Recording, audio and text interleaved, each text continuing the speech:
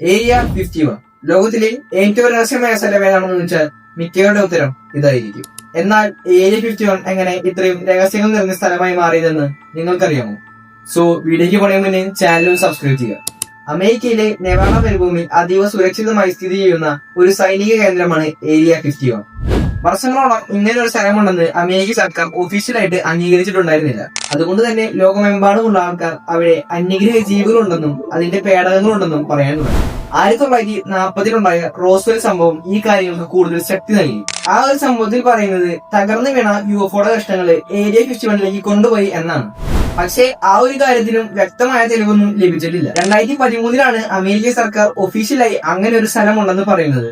പക്ഷേ അവിടെയുള്ളത് അന്യഗ്രഹ ജീവികളോ പേടകങ്ങളോ അല്ല എന്നാണ് അവർ പറയുന്നത്. മോഡേൺ യുദ്ധവിമാനങ്ങളും സാങ്കേതിക വിദ്യകളും പരീക്ഷിക്കുന്ന ഒരു സെന്റർ ആണെന്നാണ് അവർ പറഞ്ഞത്. ഇന്നും ഏരിയ 51 ചുറ്റും കടുത്ത സുരക്ഷയാണ്. അനുമതിയില്ലാതെ പ്രവേശിക്കുന്നവരെ ഉടൻ തന്നെ അറസ്റ്റ് ചെയ്യപ്പെടും. സോ നിങ്ങൾക്ക് എന്താ തോന്നുന്നത്? ശരിക്കും ഈ ഏരിയ 51 അന്യഗ്രഹ ജീവികളാണോ അതോ വേറെ എന്തെങ്കിലാണോ?